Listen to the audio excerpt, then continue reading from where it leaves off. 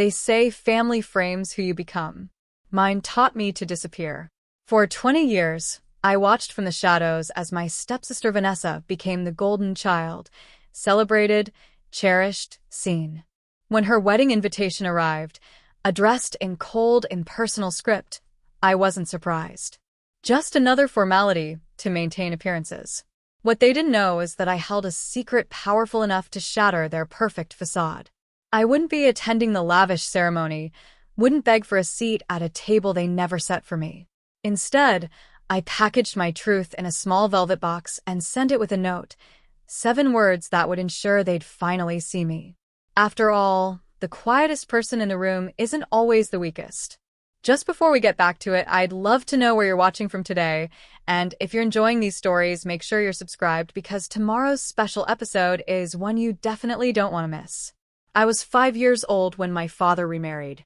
I remember standing in an itchy dress, watching him kiss Diane at the altar. Everyone smiled except me. Something in my small heart knew things would never be the same. "Eliza, come meet your new sister," my father said later, pushing me toward a girl with perfect brown curls and a ribbon-trimmed dress. Vanessa was 7, poised and pretty in ways I wasn't. She gave me a smile that didn't reach her eyes. "We're going to be best friends," she said, squeezing my hand too tight. We weren't. 22 years later, I'm still the forgotten daughter. The one who doesn't quite fit the family portrait. The one whose calls go to voicemail. The one whose Christmas gifts arrive in generic gift bags while Vanessa's are wrapped in custom paper with hand-calligraphed tags. My apartment is quiet on Tuesday morning when the envelope arrives. Thick cream-colored paper with gold trim. No personal address, just Eliza Winters printed in elegant script. I know what's inside before I open it. "You are cordially invited to witness the union of Vanessa Montgomery and Caleb Anderson." The invitation is beautiful. Expensive. Cold. There's no RSVP card, just a handwritten note in Diane's perfect penmanship. "Family only. Please refrain from bringing guests." I laugh out loud in my empty kitchen. As if I'd have anyone to bring. As if they'd actually want me there at all. My phone rings. Mom's calling from Arizona, where she moved after the divorce. We speak maybe once a month, usually about nothing. "Hi, honey," she says. "Did you get the invitation?" "Just now," I reply, running my finger along the embossed lettering. Surprised they sent one at all. A pause. The sound of her taking a sip of something. Probably wine. Even though it's barely noon where she is. "They just want peace, Eliza. Don't stir anything up at the wedding." Her voice has that practiced neutrality therapist's use. It's Vanessa's big day. When isn't it Vanessa's big day? The words come out sharper than I intended. "Eliza, please. Did they ask you not to bring anyone? Or is that special treatment just for me?" Another sip. Definitely wine. "I won't be attending," she says. "I sent a gift last week." Of course she won't be there. My mother has perfected the art of avoidance, of not being where difficult emotions might be. I sometimes wonder if that's where I got it from. "They'd probably crop you out of the photos anyway," she adds with a hollow laugh. The comment stings because it's happened before. 3 years ago, when Dad turned 60, Diane organized a family photo shoot. I drove 4 hours to be there, wearing a dress that matched their color scheme. When the photos came back, I appeared in exactly 2, half my body cut off in one, my face obscured by a flower arrangement in the other. Like I was an inconvenient shadow they couldn't quite erase. I remember Vanessa's 16th birthday party. It was a garden affair with floating lanterns and a string quartet. I wasn't on the guest list, but Dad insisted I come. I spent the evening in the kitchen with the catering staff, eating leftover appetizers while watching Vanessa dance through the windows. "You're not like her," Diane told me later. "She needs this kind of thing. You're more practical."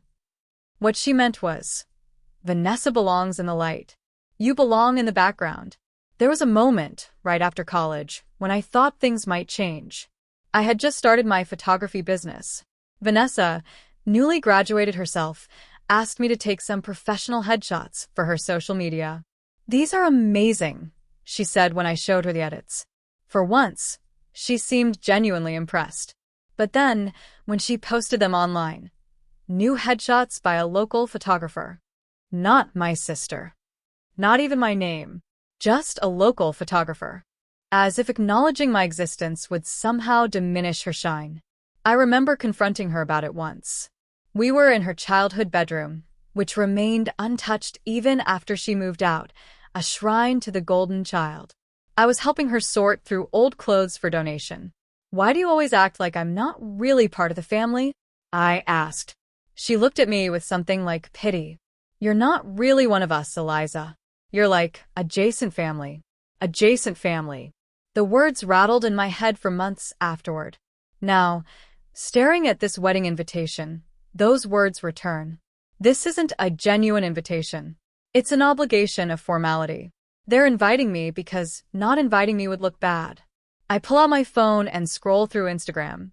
Vanessa's account is filled with wedding prep posts, designer dress fittings, cake tastings, bridesmaids in matching silk robes at the spa. Not once am I tagged or mentioned. Not once did she ask if I wanted to be involved. I toss the invitation onto my counter and walk to my bedroom closet. In the back, behind winter coats and boxes of camera equipment, sits an old cardboard box labeled Dad, Old Photos. I saved it when Dad and Diane renovated last year. "Just throw those out," Diane had said. "We have digitals of the important ones." But I couldn't let them go.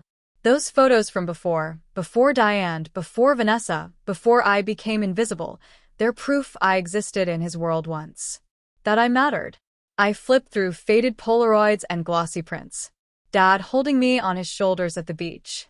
Dad teaching me to ride a bike. As the stack grows thinner, there are fewer photos of just us. Diane appears. Then Vanessa. Then I disappear almost entirely. Near the bottom, something catches my eye. A beach photo, but not one I remember. Vanessa, maybe 14, smiling at someone just out of frame. I pull it out and squint at the date stamp. August 2011. The summer we rented that house in Cape Cod. There's something familiar about her expression. I dig deeper and find another photo from the same day. This one makes my heart stop. A boy with sandy blonde hair, laughing with his arm around a younger version of me. I flip it over. Someone had written Eliza and Caleb, beach day on the back. Caleb, Vanessa's fiancé. Memories flood back. Memories I had packed away as tightly as these photos. That summer, that beach house. Caleb was the neighbor's nephew, staying for the month. We were inseparable for those few perfect weeks. My first real crush. My first kiss, even. But why was Vanessa looking at him like that in the other photo? I never knew they even spoke that summer. I sit back on my heels, photos scattered around me like evidence at a crime scene. Slowly, like pieces of a puzzle I never knew I was solving, things click into place. The way Vanessa coincidentally ran into Caleb at that industry event 2 years ago. How surprised she acted when she introduced us, as if we'd never met. The odd look on his face when he shook my hand and said, "Nice to meet you." Had he forgotten me? Or was he playing along with some script I didn't have access to? My hands start to shake. I gather the photos, all of them with Caleb, and place them on my desk. My laptop is open to an email draft I was writing to a potential client. I close it and open a new message instead. For a moment, I debate what to do. I could call Dad, confront him about why he never mentioned that Vanessa was marrying someone from our past. I could reach out to Caleb directly. I could simply RSVP no and send a blender from their registry. But 22 years of being pushed to the margins has taught me something. Being loud doesn't work with my family. They've perfected the art of not hearing me. I select the clearest photo, Caleb and me on the beach, his arm around my shoulder, both of us laughing at some forgotten joke. I scan it, crop it, and send it to be printed. The website promises delivery by tomorrow. Next, I find a small velvet jewelry box in my dresser drawer. Perfect size for a photo. Too small for a wedding gift, but that's the point. If they want to pretend I don't exist, fine. I whisper to my empty apartment. But the truth has its own way of showing up. I write a note on heavy cardstock paper. "Are you sure you know who you're marrying?" 7 words. No signature needed. 3 days later, I package everything carefully and address it to Vanessa Montgomery, the Langham Hotel, where she's staying before the ceremony. I pay extra for morning of delivery. As I drop the package at the shipping center, I feel something unfamiliar. Power. For the first time in decades, I won't be the one caught off guard, trying to maintain my dignity while being sidelined. I won't be begging for a seat at a table they never set for me. From the safety of my apartment, I watch Vanessa's perfect wedding weekend unfold on social media. Instagram stories show bridesmaids in matching pajamas, champagne brunches, spa days with flower petal baths, and designer dress fittings where everyone cries on cue. Every image is filtered to perfection. Every caption drips with hashtags about destiny and perfect matches. The comment section is an echo chamber of gorgeous and couple goals from people who have no idea what lies beneath the surface. I know better. 2 years ago, I met Caleb again at an industry mixer. I'd been hired to photograph the event, ironically, through a connection of Diane's who had no idea who I was related to. Vanessa was there representing her marketing firm. "Eliza," she called across the room, waving with excessive enthusiasm. "Come meet my boyfriend." She tugged the arm of a tall man with sandy blonde hair and a clean-shaven face. When he turned, my champagne flute nearly slipped from my hand. "This is Caleb Anderson," she beamed. "Caleb, this is my stepsister, Eliza." His eyes widened just slightly. A flicker of recognition, quickly masked. "Nice to meet you," he said, extending his hand. His palm was warm against mine, familiar in a way that made my chest ache. "Likewise," I replied, playing along. What else could I do? Later, I caught him alone by the bar. "You don't remember me, do you?" I asked quietly. He glanced around before answering. Cape Cod. Summer of 2011. His voice was low, eyes fixed on his drink. "I remember everything, Eliza." Before I could respond, Vanessa appeared, sliding her arm through his possessively. "There you are. Mother's looking for us."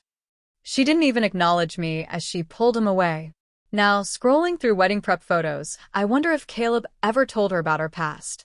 Knowing Vanessa, even if he had, she would have rewritten the narrative to minimize it. A childhood crush. A summer fling. Nothing serious. My phone buzzes with a text from Aunt Claire, Dad's sister, and my only real ally in the family. "They've got security checking names at the door," she writes. Diane gave them a list of unwanted guests. Guess who's at the top? I'm not surprised. Hurt, but not surprised. "Are you still going?" I text back. "Of course. Someone needs to represent the sane branch of the family tree." Clara's always seen through Diane's perfect façade. At family gatherings, she deliberately seeks me out, making sure I'm included in conversations. She sends birthday cards with actual thoughtful messages, not just signatures. Small acts of kindness that have kept me tethered to the family when it would have been easier to drift away completely. "Did you send a gift?" she asks. In a manner of speaking, I reply. I don't elaborate. Claire would probably try to talk me out of it. The day before the wedding, my phone rings with an unknown number. Against my better judgment, I answer. "Hello. Eliza." The voice is hesitant, male, familiar. It's Marcus, Caleb's friend. Marcus, the best man. We met briefly at that same industry event, exchanged Instagram follows that never amounted to anything. "What can I do for you, Marcus?" I keep my voice neutral. "Look, something weird is happening. Caleb got this package this morning, just a photo of some beach. He's acting strange about it. And then when I mentioned your name, just casually asking if you were coming tomorrow, he practically jumped out of his skin. My heart races. They delivered it a day early. And to Caleb, not Vanessa. I don't know what's going on," Marcus continues, but Vanessa had a complete meltdown earlier over something small. The wedding planner quit on the spot. Diane's on the warpath about keeping everything perfect for the society page photographer. Sounds stressful, I say, trying to sound sympathetic and not secretly pleased. The thing is, his voice drops. "Caleb asked me to find more information about you." Casually, he said. But there was nothing casual about it. A beat of silence. What did you tell him? Nothing yet. I thought I should talk to you first. Eliza, is there something between you two? The question hangs in the air. Is there? Was there ever? We knew each other a long time ago. I say finally. Before Vanessa. I'm surprised he remembers. Well, whatever was in that package sure jogged his memory. Marcus sighs. Look, I've gotta go. Bachelor dinner starts in 20.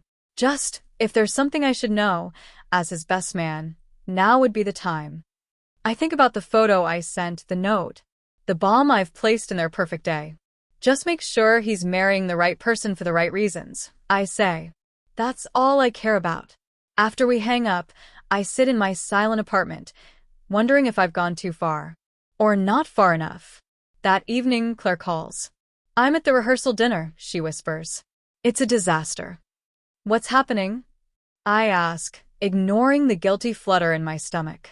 Vanessa keeps disappearing to the bathroom to cry. Caleb looks like he's at a funeral, not his wedding. Diane is micromanaging everything to death. In the background, I hear the clink of glasses, forced laughter. I tried to bring up your name, Claire continues. Diane shut me down so fast. Know your place, Claire. Can you believe that? As if she's royalty, and not the woman who married into our family for the money. Did Dad say anything? I can't help asking. Claire hesitates. He just stared at his plate. You know how he is. I do know. My father, the perpetual peacekeeper. The man who would rather pretend problems don't exist than confront them. Who's spent 20 years letting his new wife dictate his relationship with his daughter. Oh, and get this, Claire adds, voice dropping even lower. Caleb's parents seem completely uncomfortable. His mother asked me if all the rumors were true. I have no idea what rumors she's talking about, but she clammed up when Diane approached. After we hang up, I pour myself a glass of wine and step onto my small balcony. The night is warm, stars barely visible through the city lights. Tomorrow, Vanessa will walk down the aisle in her designer dress, toward a man who once wrote our initials in the sand. A man who pretended not to know me when we met again. I think back to that summer in Cape Cod. The neighbor's house had a dock that stretched into the bay. Caleb and I would sit there at sunset, feet dangling in the cool water, talking about everything and nothing. I've never met anyone like you, he told me one evening, his shoulder pressed against mine. You see things differently. The next day, I caught Vanessa watching us from behind a dune, her expression unreadable. When I mentioned it to Caleb later, he shrugged it off. She's just bored, he said.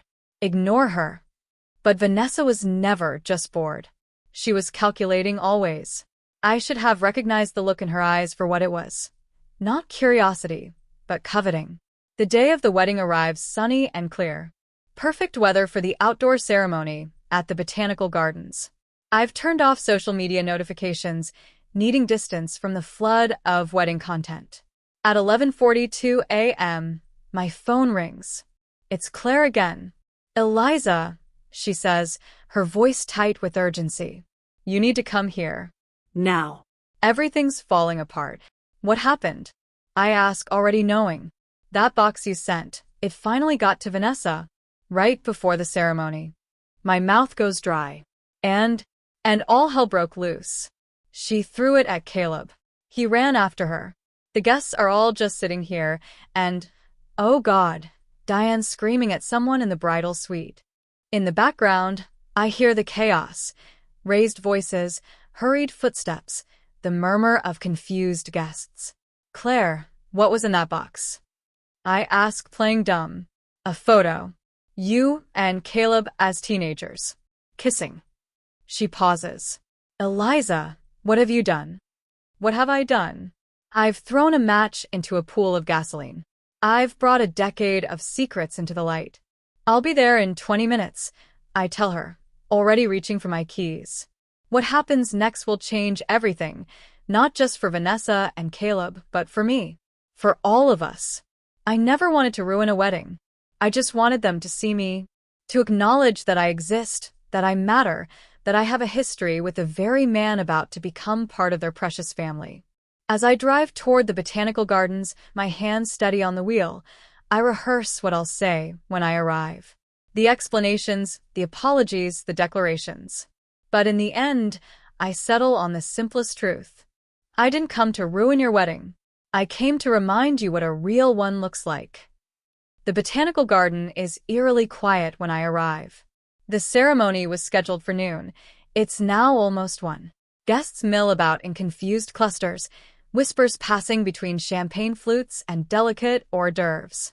I park my car and sit for a moment, gathering courage. Through the windshield, I can see the elaborate floral arch where Vanessa and Caleb should be exchanging vows right now. White chairs arranged in perfect rows, untouched white rose petals scattered along the aisle. A string quartet packs up their instruments, clearly dismissed. My phone buzzes with a text from Claire. Side entrance. Bridal suite. Hurry.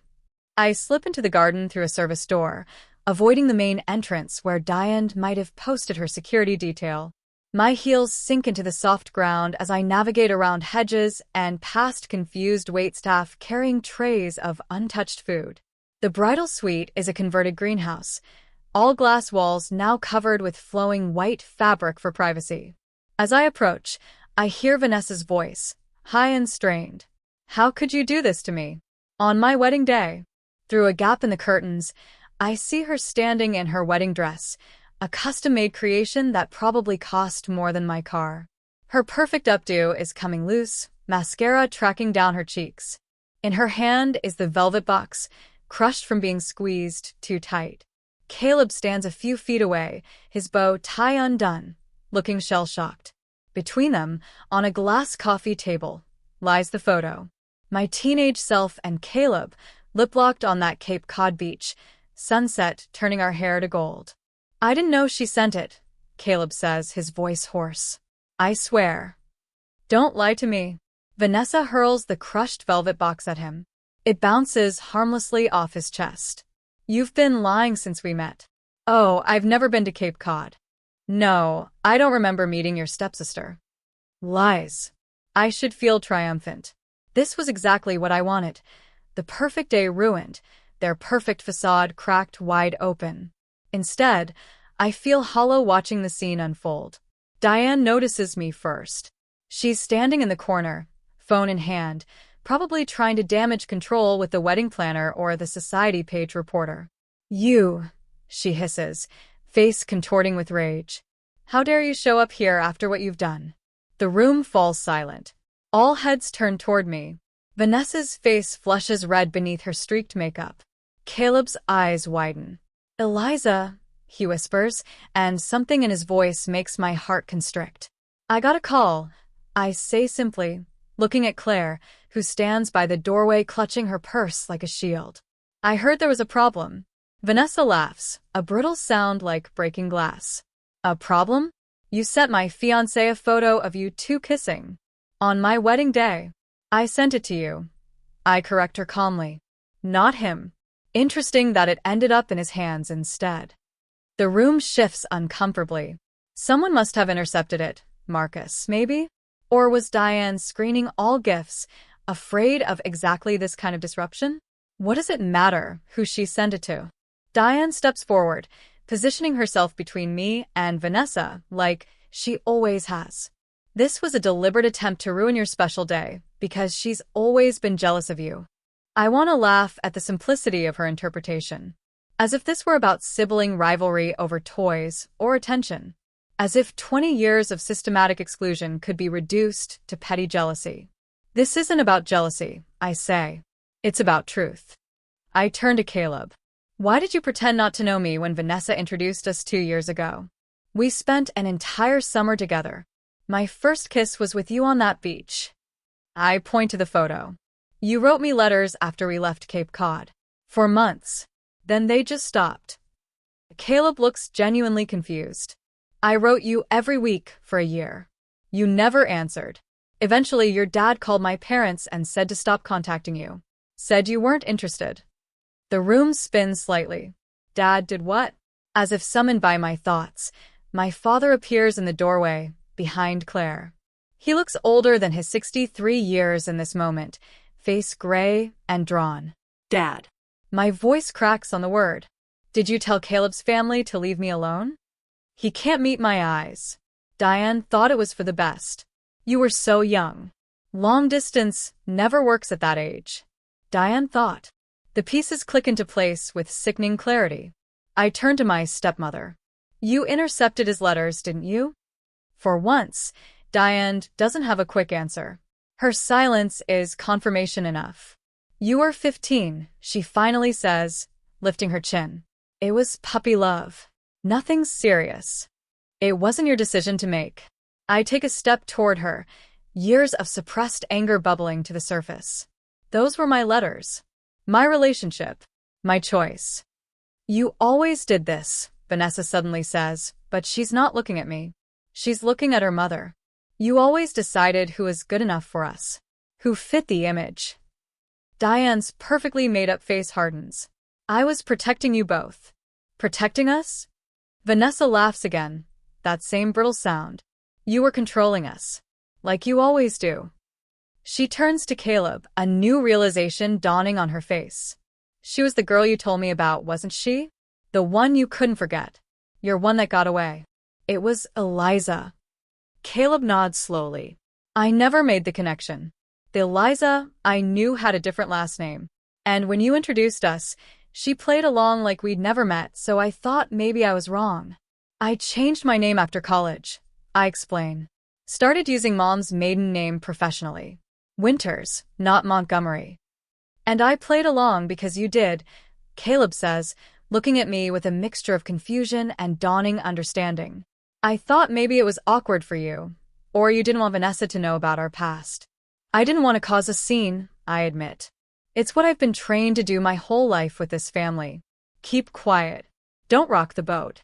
Stay invisible. The room falls silent again. Outside, we can hear the murmur of guests, the quiet chaos of a wedding day derailed. Someone should be addressing them, explaining the delay, but no one moves. Did you know? Caleb asks Vanessa, his voice quiet but intense. When you met me at that industry event, did you know who I was to Eliza? Vanessa's face crumples. For a moment, I think she'll deny it. Then her shoulders slump. I recognized your name when the client list came through, she admits. I remembered that summer. How you only had eyes for her, even though I tried everything to get your attention. She looks at me, really looks at me, perhaps for the first time in years. You never knew, did you? How hard I tried that summer. I pretended to read books I hated because you mentioned them. I hung around that stupid dock every evening hoping you'd invite me to join you. You were 14, I say, stunned by this revelation. I had no idea. No one ever had any idea, Vanessa says bitterly. Because no one ever really sees me. They see what they want to see. The perfect daughter, the successful career woman, the beautiful bride. Even you, Eliza. You think I don't know what it's like to be invisible? To be overlooked? At least Dad fought for a relationship with you. Mother never saw me at all, just a project to perfect. Diane makes a strangled sound. That's not true. Everything I've done has been for you. No, Vanessa says quietly. Everything you've done has been for appearances. For your precious social standing. For what people might think. She turns back to Caleb. When I saw your name on that client list, I thought, maybe this was my chance. Maybe I could finally have something Eliza had. Something real. The confession hangs in the air, painful in its honesty. So you orchestrated our meeting, Caleb says slowly, the pieces falling into place for him too. You made sure I never connected you to that summer, to Eliza. Vanessa nods, a tear slipping down her cheek. And then you fell in love with me. With me, not her. At least I thought you did. Caleb runs a hand through his hair, distress evident in every line of his body. I did care for you, Vanessa. I still do. But... He trails off, looking at the photograph, then at me. But I'm not her, Vanessa finishes for him. The words settle over the room like a final curtain. There's nothing left to say, no pretty lies to hide behind. My father clears his throat. We all turn, having almost forgotten he was there. I think, he says quietly, we owe the guests an explanation. I'll handle it, Diane says automatically, reaching for her phone. No, Dad says with unexpected firmness. You've handled enough. I'll speak to them. He looks at me, really looks at me, for what feels like the first time in decades. I'm sorry, Eliza. For everything. As he leaves, Vanessa sinks onto a white chaise lounge, her enormous dress pooling around her like a deflated cloud. She looks small suddenly, vulnerable in a way I've never seen her. What happens now? She asks no one in particular. What indeed? I didn't plan beyond this moment, beyond the revelation. I never thought about the aftermath, the broken pieces that would need to be gathered up. Claire moves to my side, squeezing my arm in silent support. Outside, we can hear my father addressing the confused guests, though his words are muffled through the glass walls. Caleb takes a step toward me, then stops, caught between worlds. Between the life he thought he wanted and the life that might have been. I didn't come to ruin your wedding, I say softly, looking at Vanessa, then Caleb, then finally at Diane. I came to remind you what a real one looks like. It's built on truth, not appearances. On love, not obligation. Diane opens her mouth to speak, but for once, no cutting remark emerges. She looks suddenly old, the careful makeup unable to hide the lines of strain around her eyes and mouth. Maybe, she says finally, none of us really knew what we were doing. With any of it. It's as close to an admission of fault as she's ever likely to give. Caleb crosses the room to stand before me. Up close, I can see the boy I knew in the man's face, the same kind eyes, the same dimple when he attempts a sad smile. I never forgot you, he says simply. And in that moment, with those 4 words, the world shifts on its axis. Outside, guests are dispersing. Inside, a family's carefully constructed façade lies in pieces. And me? For the first time in 20 years, I am not invisible. The garden had emptied. Most guests quietly departed after my father's awkward explanation about unforeseen family circumstances. A few lingered near their cars, whispering behind cupped hands. No doubt the society columns would buzz tomorrow with speculation. I found myself sitting on a stone bench near a koi pond, watching orange and white fish glide beneath lily pads. The irony wasn't lost on me. I was finally at Vanessa's wedding, albeit one that wouldn't happen. Footsteps crunched on the gravel path. Caleb appeared, jacket discarded, sleeves rolled up. He'd removed his boutonniere, but a ghost of its outline remained on his lapel. "Can I join you?" he asked. I nodded, making space on the bench. For a long moment, we sat in silence, watching the fish. "You were the one," he said finally, voice barely above a whisper. "I thought I lost you, but they made sure I did." The words hung between us, heavy with lost time and possibilities. "All those letters," I said.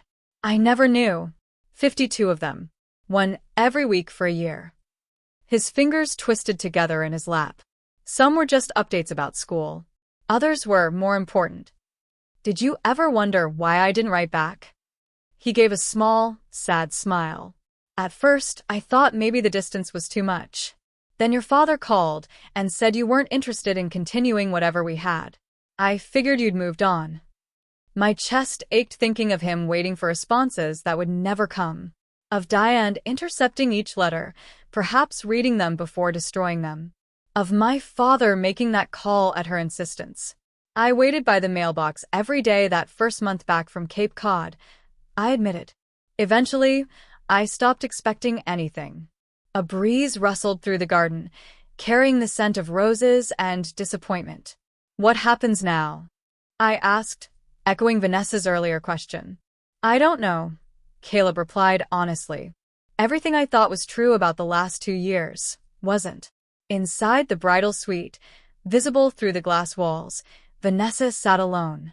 Her magnificent dress spread around her like a deflated parachute. Even from this distance, I could see the devastation on her face. "She really loves you," I said, surprised by the pang of sympathy I felt. "I think she loves the idea of me." Caleb ran a hand through his hair. "The perfect husband for her perfect life. But she never really knew me." And after today, I'm not sure I ever knew her. The sun had begun its descent, casting long shadows across the garden. The day was ending, the day that should have been Vanessa's wedding day. The thought no longer brought me satisfaction. I should check on her, Caleb said, standing. Whatever happened between us, I owe her that much. As he walked away, I wondered what would happen if we tried again. If we picked up where we left off all those years ago. Could we recapture what was lost, or had too much happened? Too many lies told? Too many years wasted? I called my mother that evening. She answered on the first ring, as if she'd been waiting. I heard, she said immediately. Your aunt called me. Did she tell you everything? Enough. She sighed. Oh, Eliza, what a mess. For once, her voice held no judgment. Just tired acknowledgement of a family built on fragile foundations. Did you know? I had to ask. About Dad stopping Caleb's letters? The pause before she answered told me everything. Diane mentioned it once, years later, she admitted. I didn't. I should have told you. Another adult who'd failed me. Another choice made on my behalf. Why didn't you? The question came out small, childlike. Because it was already done, she said simply. And because I didn't want to hurt you more than you'd already been hurt. I thought of all the family dinners I'd sat through alone at the kitchen counter while everyone else ate in the dining room. All the times Diane had forgotten to pass along messages. All the photos from which I'd been excluded. The slow, methodical erasure of my existence from their lives. I think I've been hurting for 20 years, Mom. Across town, Vanessa had checked into a hotel under a fake name. Claire texted me the details, adding, she doesn't want to see anyone, but I thought you should know. I pictured her alone in a hotel room, still in her wedding dress, unable to face removing it. The final admission that today had not gone as planned, that the perfect life she'd crafted had shattered in an instant. For the first time, I wondered if Vanessa and I weren't so different after all. Both of us shaped by Diane's impossible standards. Both of us fighting for a place in a family that never quite fit right. The difference was that I'd been fighting from the outside looking in, while Vanessa had been fighting from the inside looking out. The next morning, Claire called to invite me to lunch. We met at a small cafe far from the botanical gardens, far from anywhere our family might be. How are you holding up? She asked after we ordered. Honestly, I don't know. I stirred my coffee absently. I thought I'd feel vindicated, I guess. But mostly, I just feel sad. Claire reached across the table to squeeze my hand. It takes courage to ruin a perfect picture, especially when you're not in it. I never meant to hurt anyone, I said, realizing as the words left my mouth that it wasn't entirely true. Part of me had wanted to hurt them, to make them feel a fraction of what I'd felt all these years. Didn't you? Claire raised an eyebrow. Her honesty was why I'd always loved her. Be real with yourself, Eliza. You sent that photo knowing exactly what it would do. I nodded, accepting the gentle rebuke. You're right. I wanted to disrupt their perfect day. I wanted them to see me.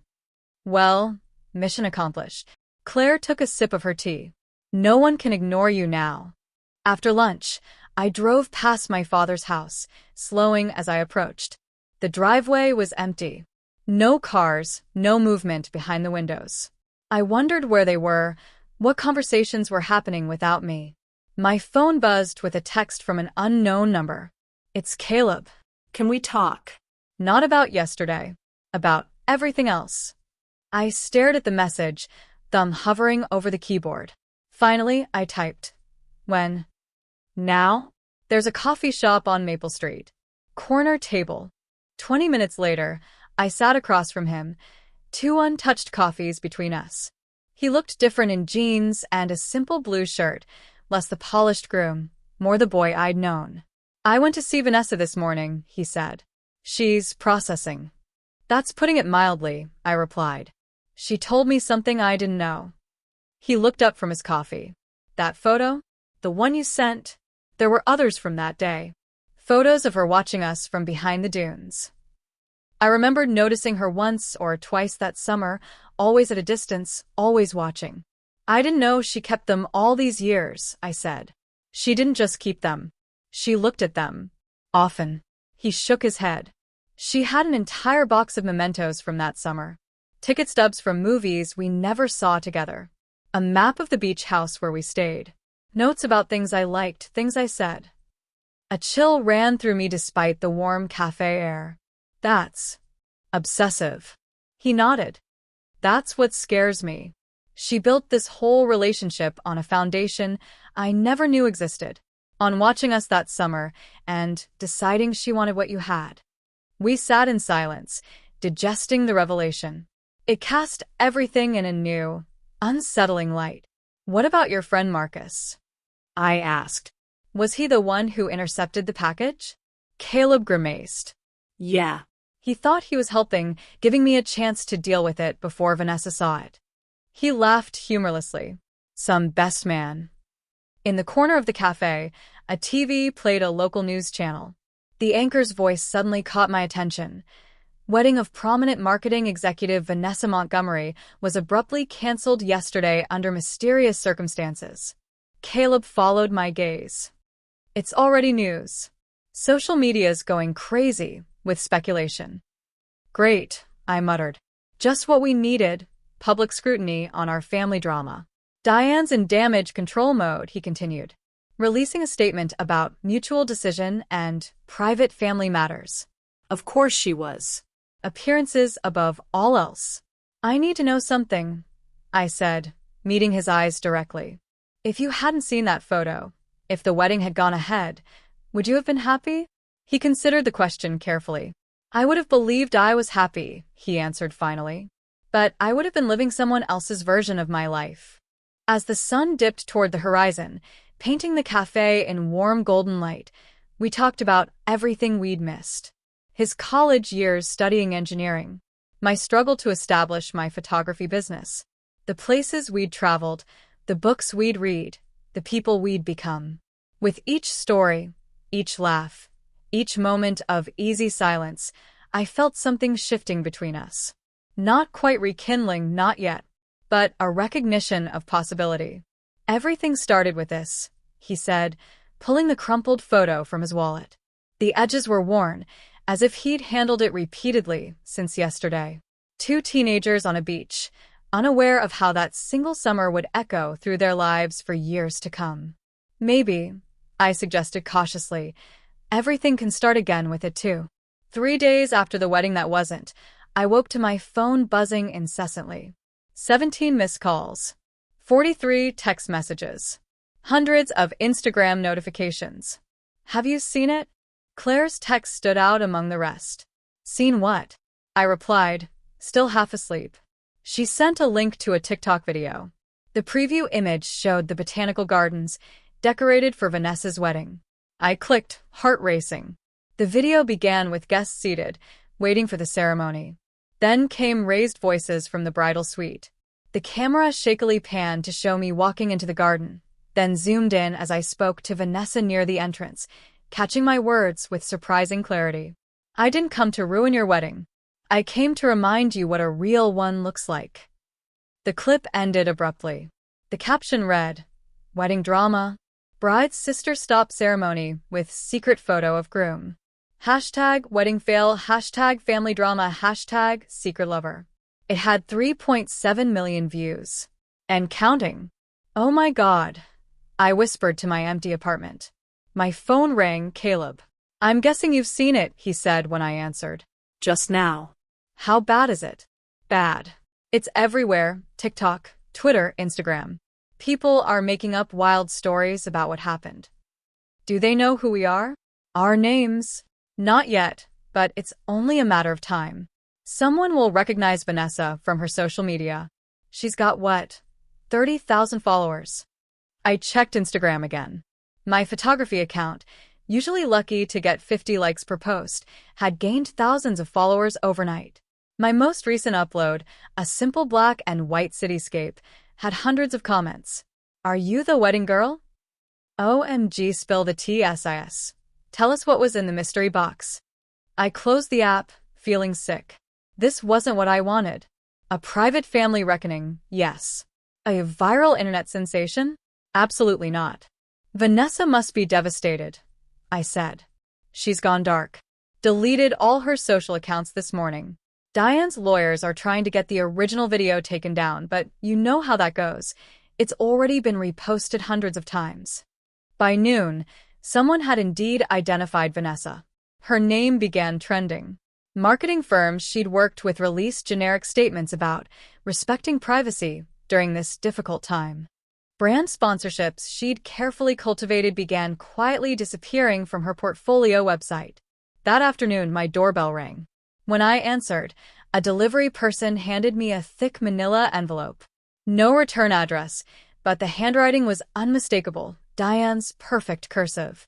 Inside was a check for $50,000 and a brief note. Make this go away. I tore the check into tiny pieces, letting them flutter into my trash can. Then I called my father. Did you know about this? I demanded when he answered. About what? He sounded exhausted. Diane tried to buy my silence. $50,000 to make this go away. A heavy sigh. No, I didn't know. But I'm not surprised. Dad, I need to know where you stand in all this.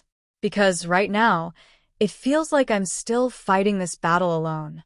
The silence stretched, so long I thought he might have hung up. Your stepmother and I are separating, he said finally. I've moved into a hotel for now. The words took a moment to register. You left, Diane? I should have done it years ago. His voice cracked slightly. I should have fought for you. It was the closest thing to an apology I'd ever heard from him. Not nearly enough to make up for 2 decades of absence, but a start. It's not too late, I said softly. To fight for me, I mean. Another silence, but different this time. Thoughtful rather than evasive. No, he agreed. It's not too late. As the day wore on, the viral story evolved. Someone dug up Vanessa's professional bio, linking her to several high-profile marketing campaigns. Comments flooded in, accusing her of elitism, manipulation, cruelty, all based on a 30-second clip with virtually no context. It wasn't fair. Whatever had happened between us, she didn't deserve this public shaming. On impulse, I opened Instagram and began typing a post. Some of you have recognized me from a viral video circulating today. While I appreciate the support, there's a complex family history behind those few seconds of footage that no one can understand from a short clip. I ask that you respect everyone's privacy during this difficult time. No one is the villain here, just flawed people dealing with painful truths in imperfect ways. I hesitated before adding a final line, including me. The post was immediately flooded with comments, most expressing disappointment at my refusal to spill the tea. But a few thanked me for my maturity and restraint. One comment caught my eye: the invisible sister becomes visible on her own terms. Respect. Aunt Claire called that evening. Have you checked your email? Your photography website just crashed from too much traffic. Sure enough, my inbox was flooded with inquiries, booking requests, interview offers, collaboration proposals. My phone pinged with a notification. My follower count had doubled since this morning. This is insane, I told Claire. I never wanted fame, especially not like this. Maybe not, she replied pragmatically, but you can use it. Those bookings are real money, Eliza, and your work deserves to be seen. She had a point. For years, I'd struggled to get my photography business off the ground, relying on word of mouth and occasional referrals. Now, suddenly, I had an audience. The question was, what would I do with it? The next morning, I received an email from a community arts center. They were hosting an event on truth and storytelling in the digital age and wanted me as a speaker. My first instinct was to decline. I wasn't a speaker. I worked behind the camera, not in front of audiences. But something about the invitation resonated. Truth and storytelling. Wasn't that exactly what this whole situation was about? The truth of my family's dysfunction, the stories we told ourselves and others to maintain appearances? I wrote back accepting the invitation. A week after the wedding, that wasn't. A letter arrived from Vanessa. Unlike Diane's envelope with its cold business-like appearance, this was a pale blue envelope with my name written in Vanessa's flowing script. Inside was a handwritten letter, several pages long. Eliza, it began. I don't expect forgiveness. I don't even expect you to read this. But I need to say it anyway. What followed was a confession of her jealousy that summer in Cape Cod, of her deliberate pursuit of Caleb years later, of her knowledge that he had once been in love with me. I convinced myself I deserved him more than you did, she wrote. That I would appreciate him properly, give him the life he should have. I never considered that I was stealing something that wasn't mine to take. The letter ended simply. You don't have to forgive me. Just, thank you for waking me up. I sat with the letter for a long time, emotions swirling.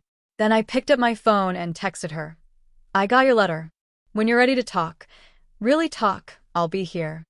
3 disappeared, appeared again. Finally, thank you. It wasn't forgiveness. Not yet. But it was acknowledgement, something our family had never been good at. Meanwhile, Diane's carefully constructed social kingdom was crumbling. Friends who had once competed for invitations to her dinner parties now declined to return her calls.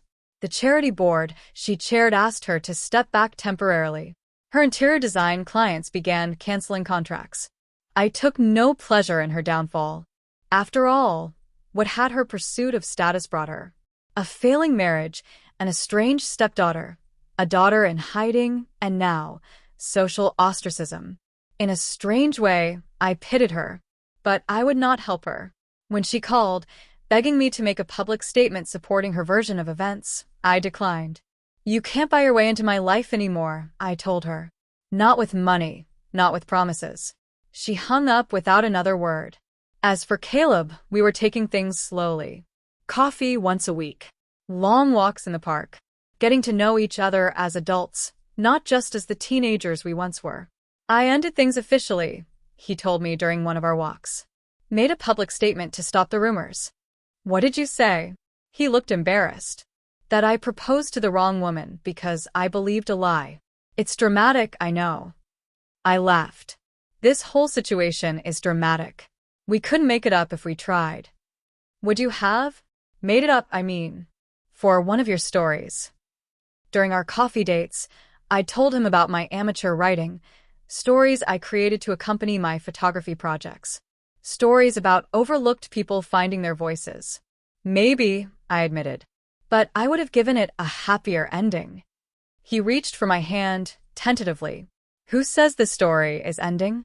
6 months later, I stood in a sunny studio in Seattle, unpacking camera equipment. Claire helped, carefully arranging lenses on a shelf. The light in here is perfect, she said, adjusting a blind. Your photographs will be stunning. I smiled, taking in the white walls, the polished concrete floor, the large windows overlooking a park. My new space. My new life. After the viral wedding video and my social media post, my photography career had exploded. A magazine commissioned me for a series on family dynamics. A gallery in New York featured my work. My Instagram following grew steadily, not from scandal, but from genuine appreciation of my art. With Claire's help managing the business side, I'd saved enough for this move. A fresh start in a new city. Are you nervous about tomorrow? Claire asked, referring to my first day teaching at the local community college, a photography workshop for underserved youth. Terrified, I admitted, but in a good way. My phone chimed with a message notification. Caleb. Landed safely. Hotel is nice, but missing you already. He was in Uganda, working with an engineering team on a clean water project. We'd been dating long distance for 3 months, taking it slowly, rebuilding what had been lost, creating something new in its place. He's good for you, Claire observed, noticing my smile as I typed a reply. We're good for each other, I corrected her. We both needed to heal first. After I sent Vanessa that text acknowledging her letter, we'd begun a cautious correspondence. Emails at first, then occasional phone calls. She'd moved to Chicago, enrolled in graduate school, started therapy. No more social media, no more brand partnerships. She was figuring out who she was beyond her mother's expectations. I don't even know if I liked marketing, she admitted during one call. I just knew I was good at it, and it made Mother happy. As for my father, he filed for divorce 3 months after moving out. He and I met for dinner every Sunday when I was still in town. Awkward at first, then gradually more comfortable. Building a relationship from scratch was harder than repairing one, but we were trying. I keep thinking about what you said, he told me during our last dinner before my move. About fighting for you. I should have fought for you. You're fighting now, I said, reaching across the table to squeeze his hand. That matters too. Diane had retreated to a vacation home in Palm Springs, according to Claire's sources. No one had heard from her directly in months. Sometimes I wondered if she was capable of reflection, of understanding her role in our family's dysfunction. I doubted it, but I hoped for her sake that she found some peace. When the studio was set up, Claire and I celebrated with takeout Chinese food on the floor, surrounded by unpacked boxes. To new beginnings, she toasted with her paper cup of green tea. To being visible, I replied. Later that night, I stood on my small balcony, watching the city lights. My phone buzzed with an email notification. An art gallery in San Francisco wanted to feature my new photo series, Uninvited. The project had started as therapy, photographs of empty chairs at set tables, vacant picture frames, half-open doors. Visual representations of exclusion and absence. But as it evolved, it became something more hopeful. Images of people finding their own tables, creating their own frames, walking through their own doors. I replied accepting the gallery's offer, then opened Instagram. My latest post showed a sunset over Seattle, my new home.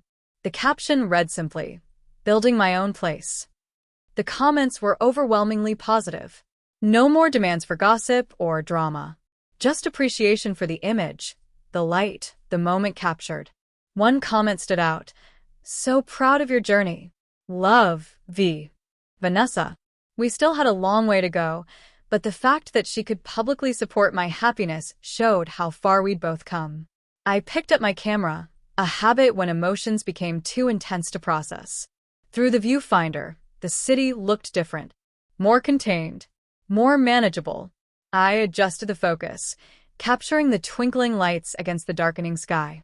Then I turned the camera around, positioning myself in the frame. Self-portraits had never been my thing. I preferred to be behind the camera, not in front of it. But perhaps that was part of the problem. I'd been hiding, letting others define my place in the frame. The timer beeped. I smiled, not a practiced social media smile, but a real one. Small, but genuine. Click. When I checked the result, I was surprised by what I saw. Not the awkward, uncertain woman I expected, but someone with clear eyes and a quiet confidence. Someone who wasn't asking permission to exist. Someone visible. They said I didn't belong. I whispered to the empty room. Turns out, I just needed to build my own place. I sent the self-portrait to Caleb with a simple message, starting the next chapter. His reply came almost instantly. It's going to be the best one yet. And for the first time in my life, I truly believed it would be. Have you ever wondered how long it takes to become invisible in your own family? And what happens when you finally decide to be seen? I'd love to know your thoughts in the comments. If this story resonated with you, please like, subscribe, and hit that notification bell for more emotional family dramas every week.